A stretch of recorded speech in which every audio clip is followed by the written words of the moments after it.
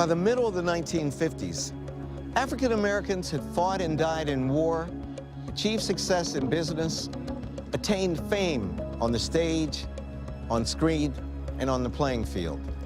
But in the South, they couldn't sit in the front of a bus or eat a hamburger at a lunch counter. Nearly a century after emancipation, many found these contradictions intolerable. Out of this was born a new determination and resolve to stand up and fight. At first, these defiant acts were tiny ripples of hope, as Robert Kennedy once described them. But soon they would converge to form a mighty current of change in a mass movement that would forever alter America. I have a dream this afternoon that one day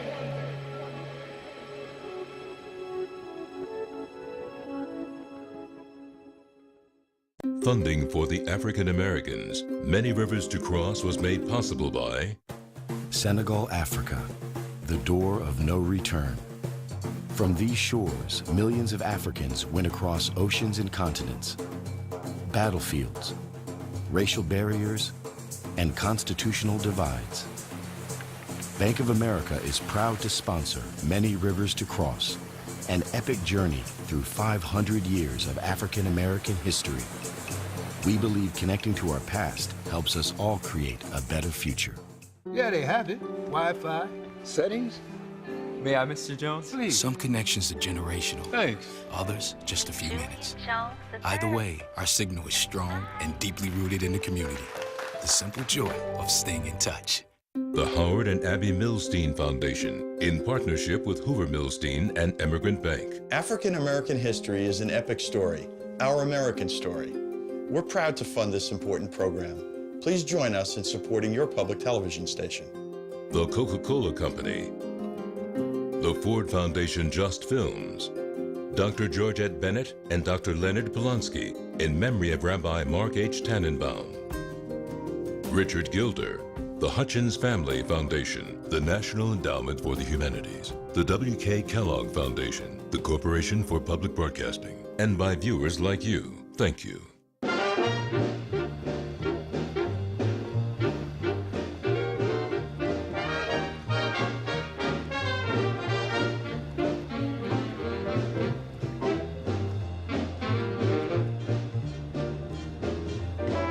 The prologue to the great drama of the civil rights movement began in the 1940s in northern cities like Detroit.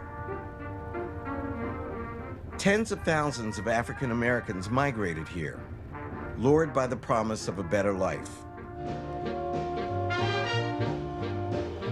Jobs in the auto industry offered many Black Americans their first chance to earn a living wage.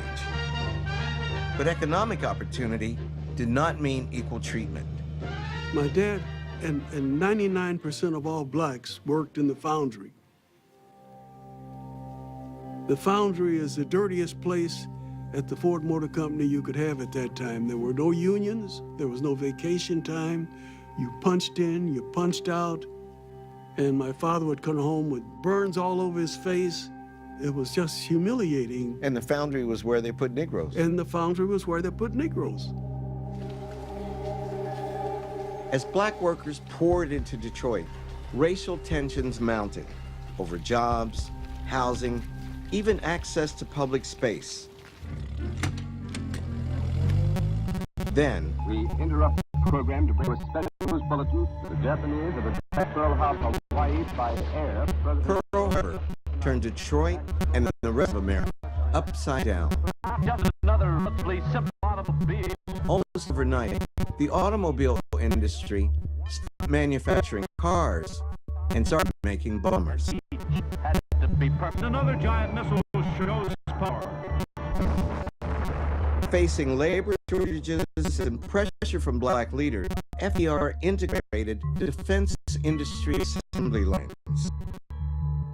And with that, simmering racial tensions in Detroit exploded. Detroit was basically a segregated city. Not only was it segregated, it was full of hatred.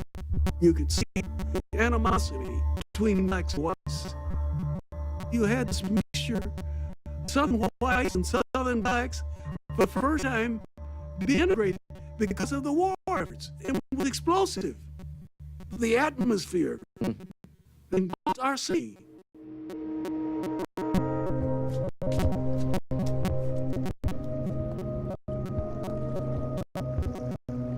During the war, Detroit came to be known as the arsenal of democracy. But it also is an arsenal of racial conflict. A race war erupted here in 1943, and some of the worst violence occurred on this bridge.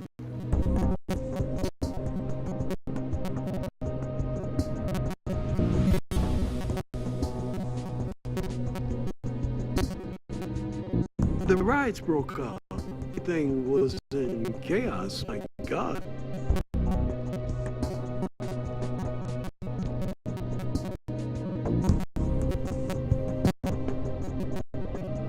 The whites came into the neighborhood, just started fighting and beating us up. Came in your neighborhood? Yes, oh sure. The hatred and venom in these people. I told my mother, I said, I'm just prepared to die here to save you and our family in the city.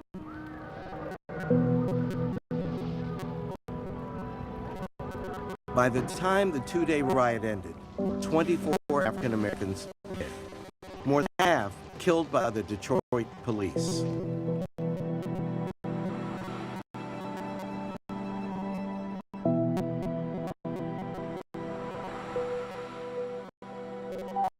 But unlike earlier riots, this time, when the smoke cleared, African Americans refused to return to the status quo. They girded themselves for a new kind of battle.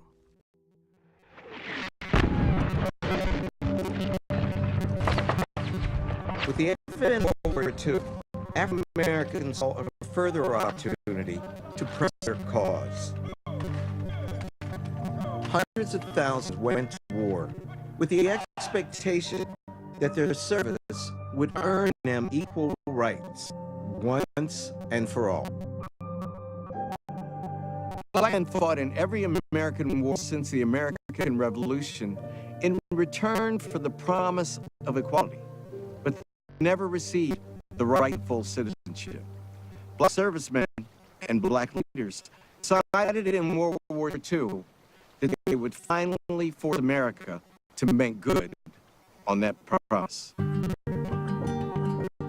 Seizing on the spirit of the moment, the black press mounted the Double V campaign. Victory on two fronts, against overseas and against racism at home. If we are going to rally colors, we must make the larger society aware that it is conditional this time.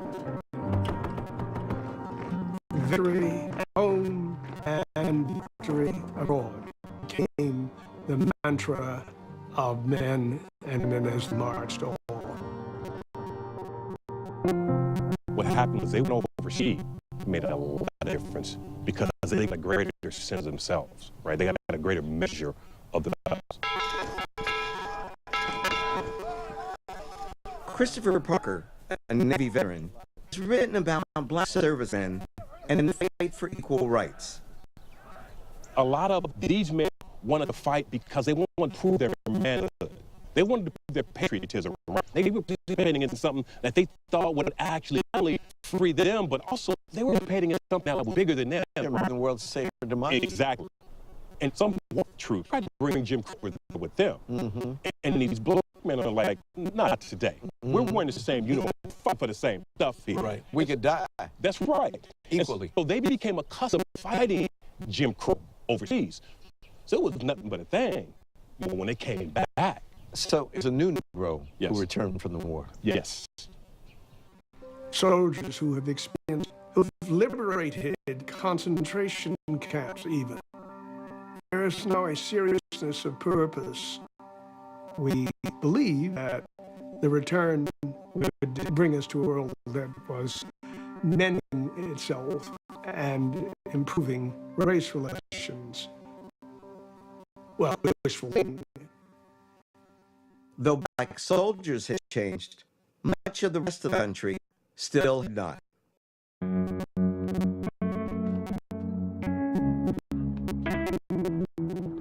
Black veterans were unprepared for discrimination, even violence they faced upon returning home.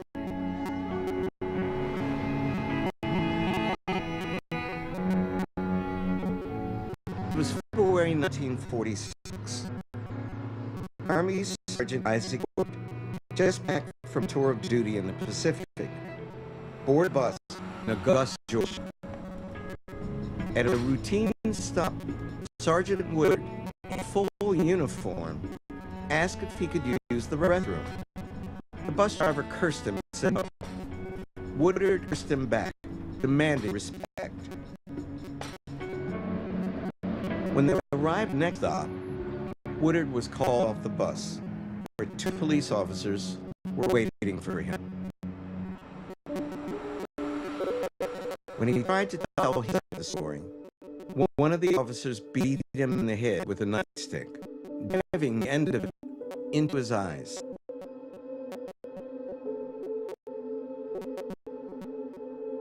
At 27, Sergeant Woodard would be blinded for the rest of his life.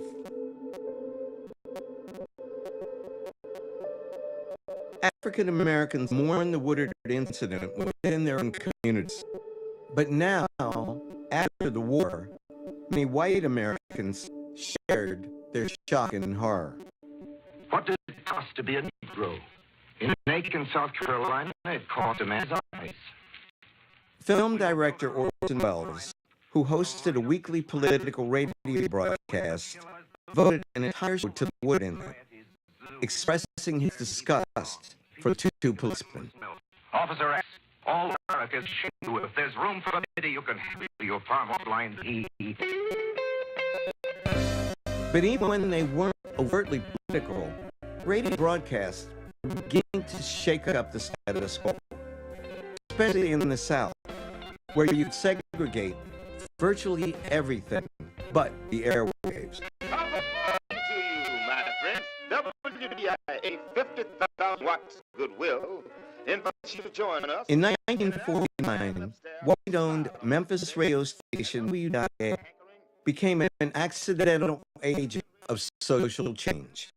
Starved for listeners, it was forced to broaden its audience. They were using no sponsors, they couldn't get it. So they ran this program that was directed toward the African. There's 40% African American in Memphis in 1940. With little left to lose, WDIA took a gamble. They switched all black programming. This year, within a year, they're number 2. All right, 1/3 of the 426, 2 o'clock at AM 1070, you're WDIA. They also introduced black DJs, including Ford Nelson, who'd once been part of B.B. King's band. I've been looking forward to this all the week. 6 decades later, he's still on the air. Professor Henry Louis Gibb Gates, say something to my audience. You are a pioneer, and that's why I'm here. 62 years on the radio. That's all right. And I love the history of WDIA. Mother stood up to the Negroes, as it was called back in the day. That's all right. To our audience and to our community, we were a big deal. It gave the black community a feeling of pride, a feeling of involvement, and a feeling of belonging. So we just like, heroes, so to speak. And I haven't forgotten our new believers about the time. I like to remember. But WDIA's contribution went beyond community service. Before long, white kids began tuning in as well, having this an interracial audience in the Jim Crow South. So, in spite of the fact that Memphis is segregated, white people are listening to music being played, narrated by black DJs. Sure. What I think is really fascinating is how these kids who are coming of age in the late 1940s and early 1950s, they're getting exposure to a message that's very much that we are all the same. So let's break it down racial barriers. And now, folks, here we are, smack dab at the end of another day of broadcast. Across the country, black culture was becoming popular culture, loosening assumptions and quietly opening doors. Americans watched as Jackie Robinson broke baseball color line, became the highest paid audience. When your love decides to fly, there ain't no door that you... 5 years later, Dorothy Dandridge became the first African American nominated for an Academy Award in a leading role. While most black stars supported civil rights, few used their celebrity for explicitly political ends. Actor and singer Paul Robeson did. Political action is the essence of the defense of our civil liberties, and by that I shall always stand. Robeson spoke to artists around the world, condemning the United States government for promoting democracy abroad while neglecting the rights of African American citizens at home. In attacking me, they suggested that I spoke out against injustice to the Negro people in the United States. I certainly did. Paul Robeson sought to lead the cause of the Negro right here at the United Nations. In 1951, he presented a petition entitled "We Charge Genocide, the Crime of Government Against the Negro People." He chose the UN because it would have provided a worldwide voice. Robes was pointing to the fact that in this country, blacks were still living in desperate circumstances, and that the federal government, let alone state governments, doing almost nothing about it. He insisted that economic deprivations were just as destructive of human life as were the overt policies of a state regime like Hitler and Jews. Robeson thought only a communist revolution could solve the problem of racial discrimination in America. Most other black leaders disagreed. At that point in time, the black leadership in the country still felt that they had to present themselves as good patriotic Americans.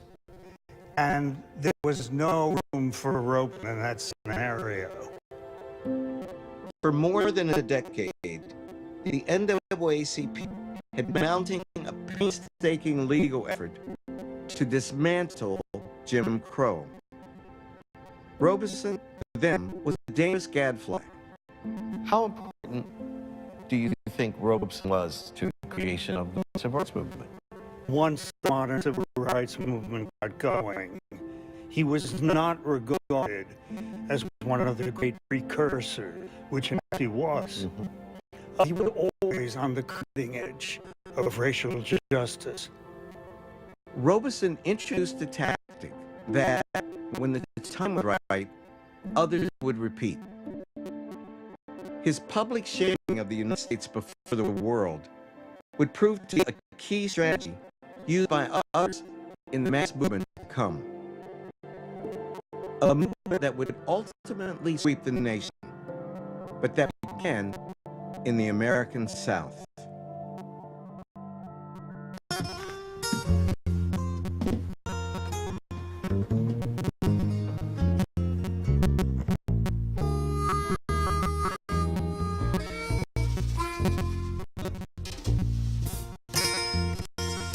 The first major battle of the civil rights movement began on a city bus in Montgomery, Alabama.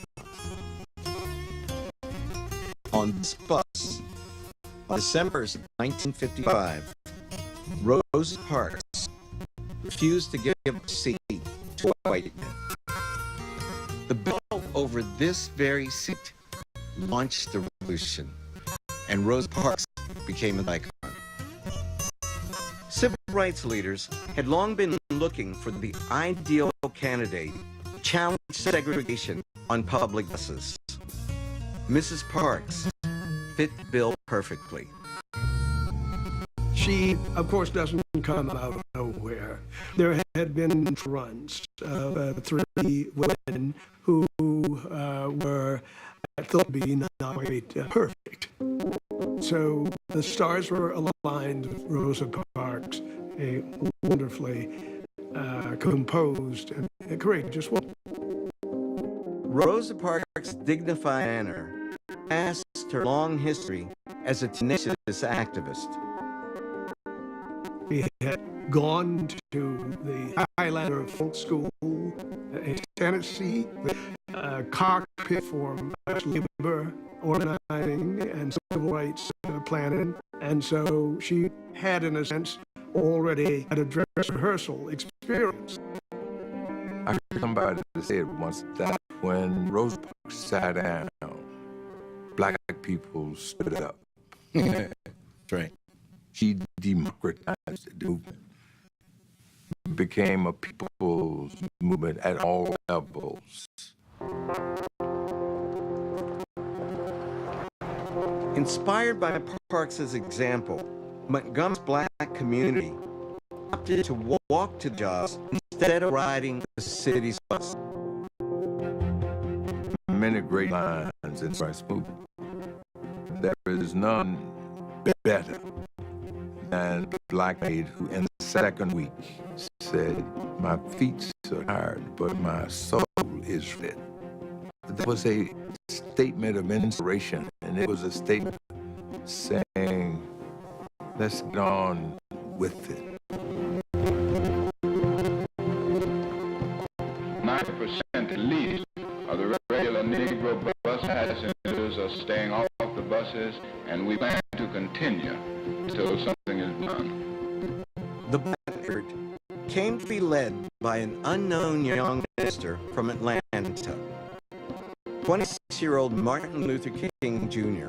became a household name, and after a year of protests, Montgomery finally ended segregation on its city buses. Do you believe the majority of the Negro people of Montgomery will now go back to ride buses? Yes, I do. We must go back with a deep sense of love and dedication to the principle of nonviolence. King's philosophy of nonviolent civil disobedience was inspired by the principles and practices of India's Mahatma Gandhi. The tactic was intended to agitate segregation, provoking a reaction that would elicit widespread sympathy from the public. The way you bring to your side forces, governmental, just national, is by allowing yourself to be so maltreated that your assailant loses credibility. The clash between peaceful protest and violent resistance would produce images that caused the country to sit up and take notice. In New Orleans, on the morning of November 14th, 1960, federal marshals escorted a 6-year-old girl named Ruby Bridges to the local all-white elementary. I remember turning onto the street. I saw barricades and officers and just people everywhere. When I saw all of that, I immediately thought it was Mighty God. I had no idea that they were here to keep me out of the school. Were you scared? I would have been terrified. It wasn't, because, it's hard for parents, I think, to explain to a 6-year-old what was actually happening. It's the white school to make history. I remember them saying, you're going to go to a new school today, and then you better behave. But Ruby was making history. 6 years earlier, after decades of struggle, the NAACP won a major legal victory, Brown versus Board of Education, in which the Supreme Court declared that the doctrine of separate but equal schools was unconstitutional. But in many places, that triumph did not translate into change. For years after Brown, much of the South simply refused to integrate. Now, Ruby would be one of 6 New Orleans children chosen to desegregate several all-white elementary schools. They were screaming and shouting and chanting 2, 4, 6, 8. We don't want to integrate.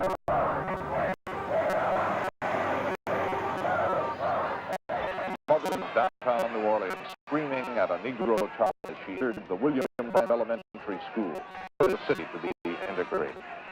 Once I got into school, all of the people here rushed inside of the building. They were taking out the children. Over 500 kids walked out of school that day. What was your reaction of the courts to continue to integrate? Well, I don't want the Negro in it. Well, It's my school. They didn't get chopped. But they saw change in what they thought being taken from them. They saw a child. If you believe, if you lost so long ago,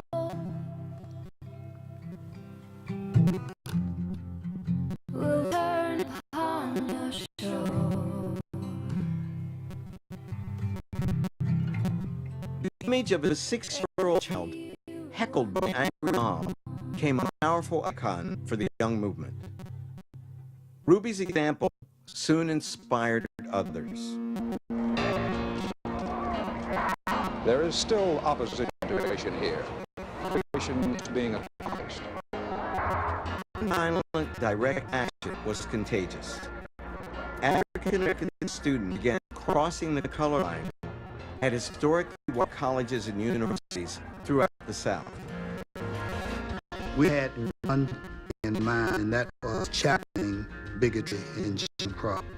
We had been, as students, even in elementary, to memorize. We hold to be self-evident. All men are created equal and endowed with women. Now, all men are created equal. We saw through that. And it's our moment to challenge our nation, recognize that we are hypocrites. And this is our opportunity to try to make this right. Charlene Hunter and Hamilton Holmes segregated the University of Georgia in 1961. We just went ahead and on the prize, and walked the columns. Now I'm trying to think of other movements in which the students play such a vanguard role. Well, why students? Students, in one sense, have less to lose. One of the reasons I think so many older black people opposed the movement was that they had vested business interests. They had care of their families. Mortgage pay. Parents of many of those students told them not to do this. Oh, of course. Yeah, but they went ahead. And they were going to kill too. Well, yeah, that. But part of it was don't rock the, you know. Soon, students began confronting local segregated businesses across the South.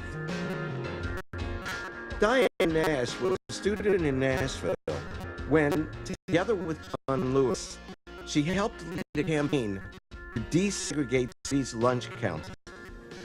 When I'm teaching my students about the issue of the civil rights movement, we talk about nonviolence, and I think it's ridiculous.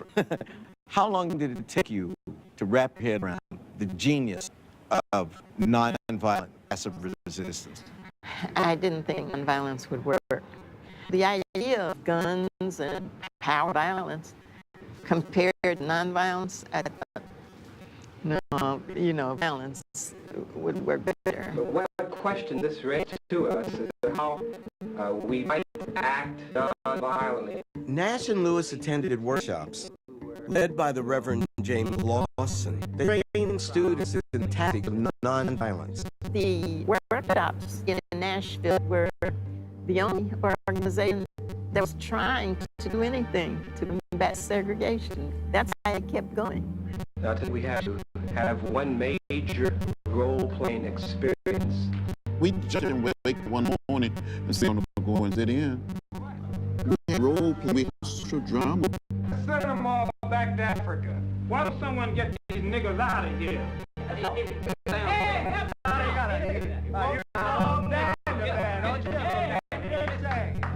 The training involved in nonviolent past resistance was specific and demanding. It takes a lot of courage to be weak.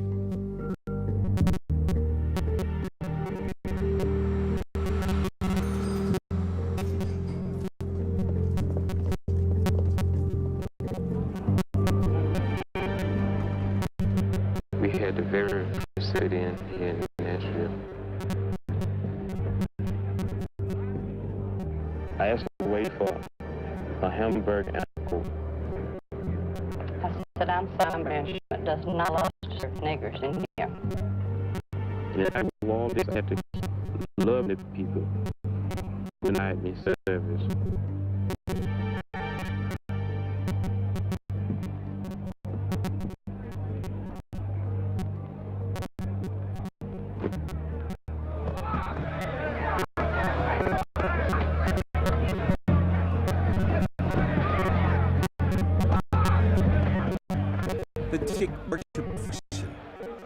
Passive resistance is met with brutality.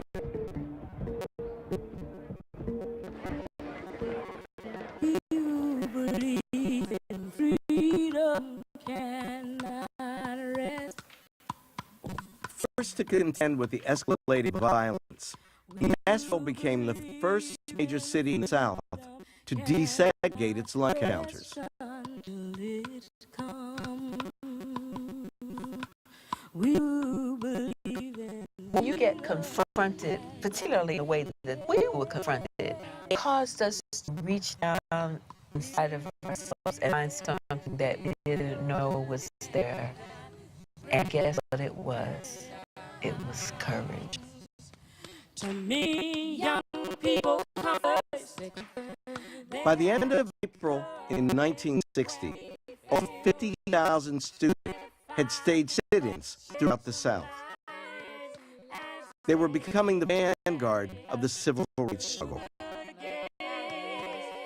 But they had little support or encouragement from the movement's leadership, accustomed to employing less aggressive tactics. Activism was not the style of the civil rights movement. Some of our elders thought it was a bit much. To be putting yourself up for jail and violence, they certainly refused to see people as a part of their struggle. A little-known 56-year-old civil rights veteran named Ella Baker would change that. Ella Baker, granddaughter of slaves, had been a grassroots organizer all over the South for 2 decades. A quiet but radical force. She would say, like the turtle, you have to put your tail on the line. And students could understand that. And we did put our tails on the line. Now, with students less than half her age, Baker helped found a new organization, Student Nonviolent Coordinating Committee, known as SNCC. Level at which operate was the most dangerous level. It was the shock troop level. Then in the towns and the places where segregation ran amok. They were in parts of the South that would be called terrorists. They started civil rights and many other movements top down. Mrs. Baker believed that the ultimate source of power is at the level where people are. Up here, direct down here, directs up there. The day has come when racism must be banished. Some people of your generation, you two, describe her as this visionary force. Why isn't she a household word of the civil rights movement? Because the movement was, I hate to say this, it was dominated by ministers and religious leaders, and they didn't see a role for women in leadership position. Among the killing of black men, black mother's sons, becomes as important to the rest of the country as the killing of a white mother's son. Dollar Banker. He who believes in freedom cannot rest until this happens. She took the long sweep of her life and her experience and poured it into young folks. Ella Baker and SNCC, the civil rights movement broadened and gained momentum. Up to this point, the movement had been focused on the South. It had not found its voice north. Here in Detroit, that began to change in 1963. By then, people in Detroit had lost many of the gains they had made during and after World War II. Most were underemployed and undereducated.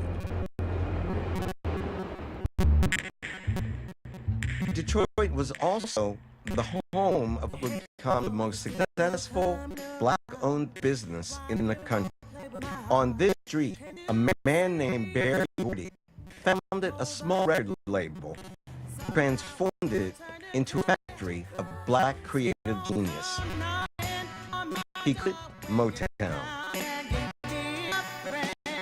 Like many black businessmen in the early 1960s, Berry Gordy was a bit concerned about how the militancy of the civil rights movement might affect his bottom line.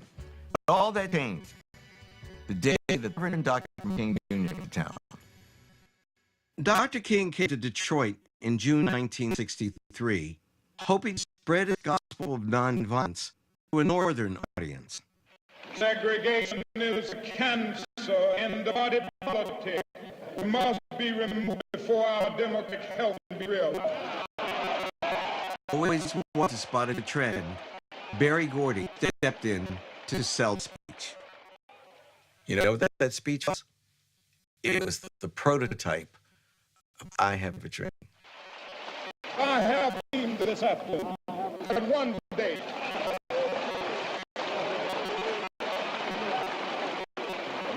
little white children, little Negro children will be able to join hands as brothers and sisters.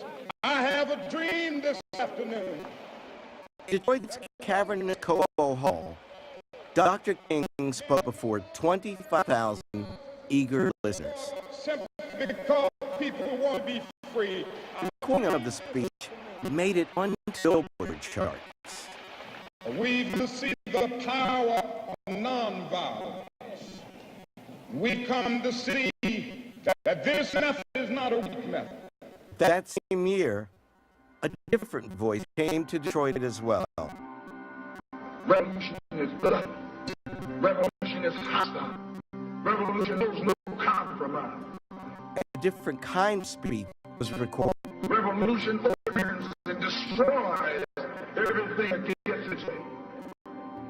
Malcolm X spent much of his youth in northern cities and became radicalized his experiences in prison.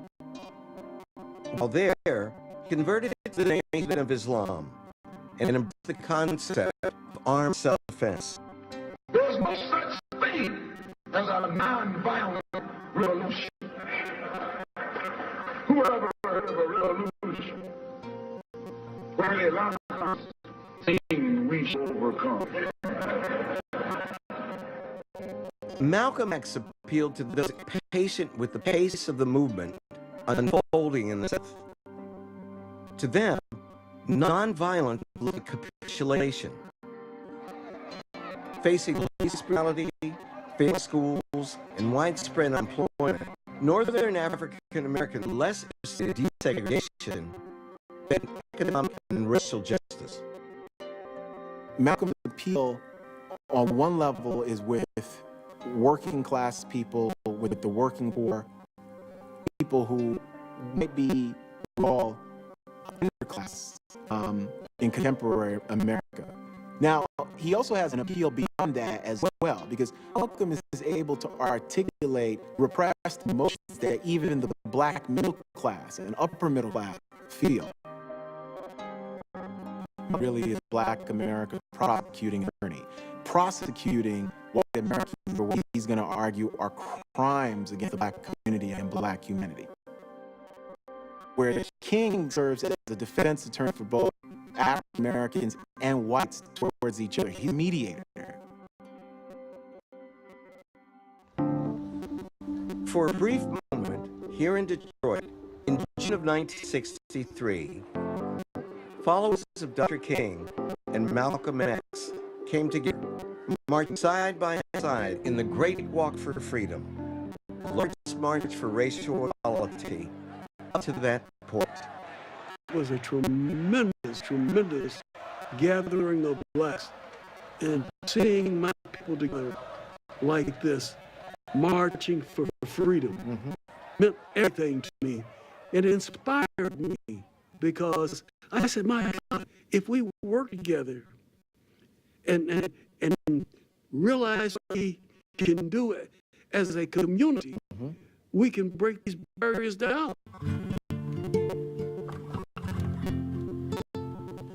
The Freedom March helped to change our connections in the North. We began to see that we could play a role in the struggle. Veteran activist Lee Boggs and Robin James were organizers of the march. People were not quite sure how to choose between Malcolm and Martin and to see how both of them mattered. On June 23rd, 1963, would you say this was a Malcolm city, not a Martin city? There was a lot of sentiment in the city that King was a little naive, all that stuff. I mean, we were so sophisticated. Was he naive because he was Southern or because of his nonviolence? I don't think we really recognize the philosophic meaning of nonviolence. It took us a while to do that. So King was ahead of you? Yeah, in essence. Ah. But I think by 63 in Detroit, we were much more infatuated with Malcolm. And we were thinking we had to redefine ourselves. We had to become more self-reliant, more self-determined, that we had to dream.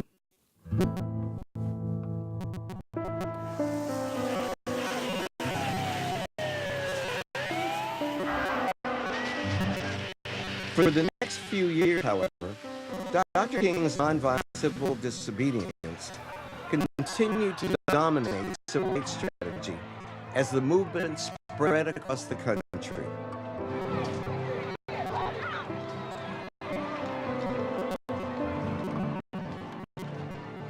I'm about to sign into law the Civil Rights Act 1964. The more civil rights protesters suffered violence and even death, clear the justice of their cause became, and the harder it became to ignore.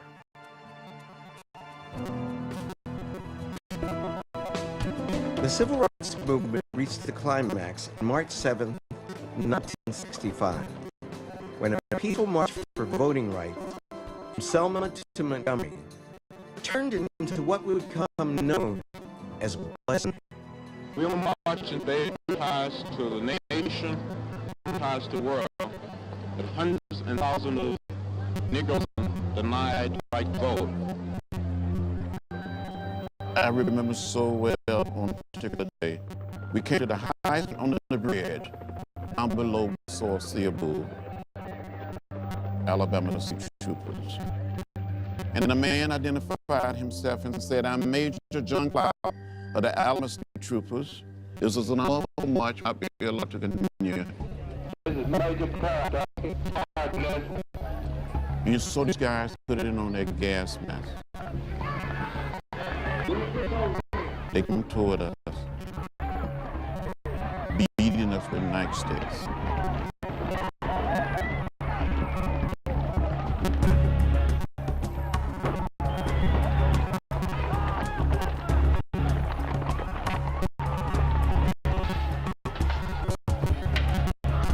I was hit in the head with a state trooper with a nightstick. I thought I was going to die. I thought I saw death. Brutality at Selma was broadcast on national television. Perhaps normal scene at this time will be broadcast. 48 million people across the country watched as peaceful protesters were attacked by police with nightsticks and tear gas. Jones once said that without television news coverage, the civil rights movement would have been like a bird without wings or a choir without a song. Do you think that's fair? I think this fight for righteousness, for justice, really for the honor of the country, it would have been a long time for the movement to succeed. Television was the instrument, to use John Lewis's metaphor. Had to hear the choir. This is Highway number 80, Selma to Montgomery, Alabama. Once our people were totally and terribly brutalized here. And By transforming the movement into a kind televised morality play, Dr. King was able to appeal to people of faith across the country, many of whom began to join his cause. What's extraordinary about nonviolence is nonviolence helps you get the clergy leaders, whether they're Catholic, Protestant, Jewish, Muslim, the kind of alliances that were needed. After Bloody Sunday, hundreds of clergy, including rabbis Mark Tannenbaum and Abraham Joshua Hesch, came to Selma in a show of unity. The people, most of whose names barely known at the time, and long since forgotten, took part in the non-violent protest, they made the civil rights movement.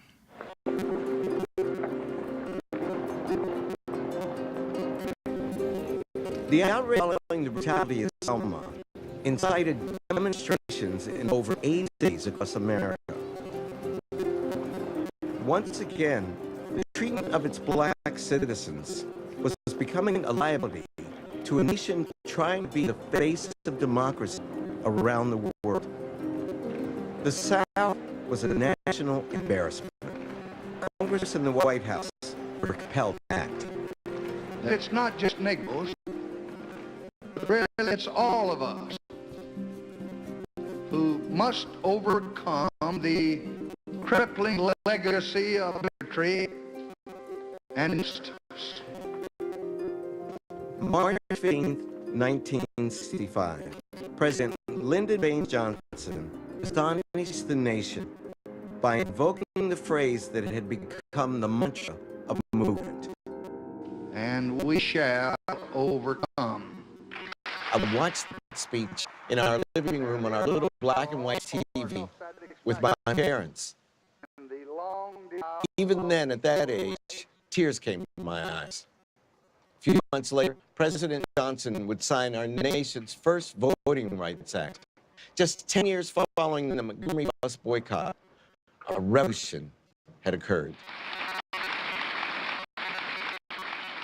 The passage of the Voting Rights Act was the high watermark of a decade struggle for civil rights. But despite the legislative victory, Southern states still made it difficult, if not impossible, for black citizens to register and vote. In June 1966, James Meredith, a law student, staged a solo march across the South to draw attention to the issue of registration. It would be called the March Against Fear. Barely 2 days into his march, Meredith crossed the Mississippi state line and was shot and wounded by a sniper. In the days following the shooting, the movement's elders, led by Dr. King, came to finish what James Meredith had started. But this time, they were joined by SNCC and its youth leader, Stokely Carmichael. You have two generations, the generation that Martin King Jr. represents and the generation that Stokely Carmichael represents. And Dr. King's message was really wearing in this latter half of the 1960s, particularly because there is so much violence. As the violence grew, the willingness to be passive declined. You will be able to keep it nonviolent, Dr. King? Yes, I think so. I don't have any doubt in my mind about that. Mr. Carmichael, are you as committed to the nonviolent approach as Dr. King is? No, I'm not. Why aren't you? I just don't see this way of life. I never have. The Meredith March is where Stokely Carmichael becomes an icon. No one in this country asking the white community in the South to be nonviolent. And that, in a sense, is giving them a reasons to go ahead and shoot us at will. Carmichael and militant activists, they're thinking that civil rights has not gone far enough. They want liberation and freedom now.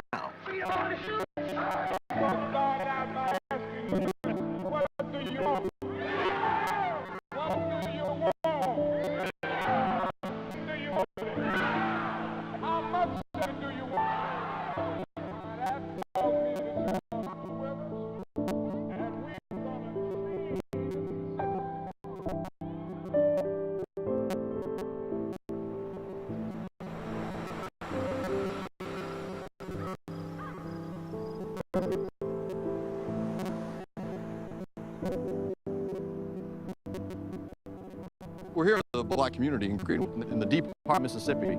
The tensions within the march are starting to manifest themselves. Twilight was coming. This park is filled with the Meredith marchers.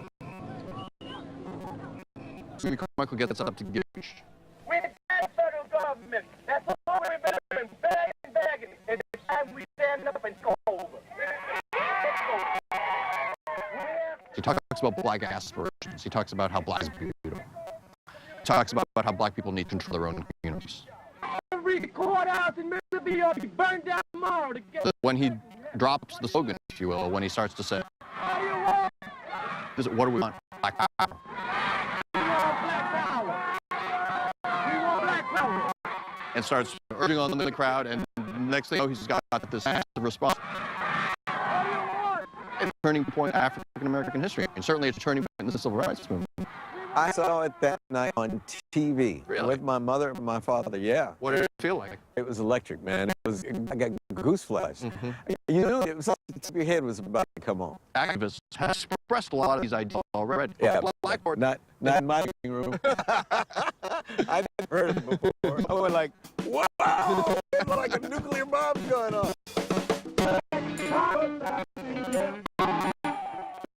By the next morning, the whole nation is talking about black power.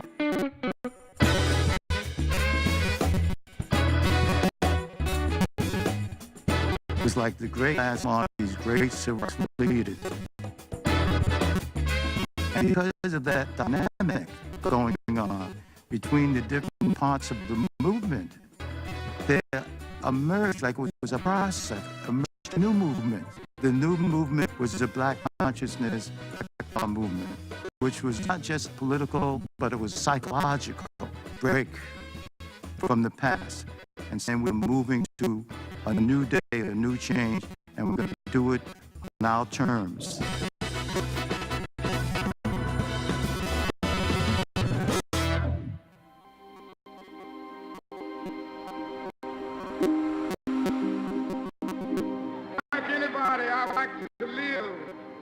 long life, longevity has its place. But I'm concerned that now.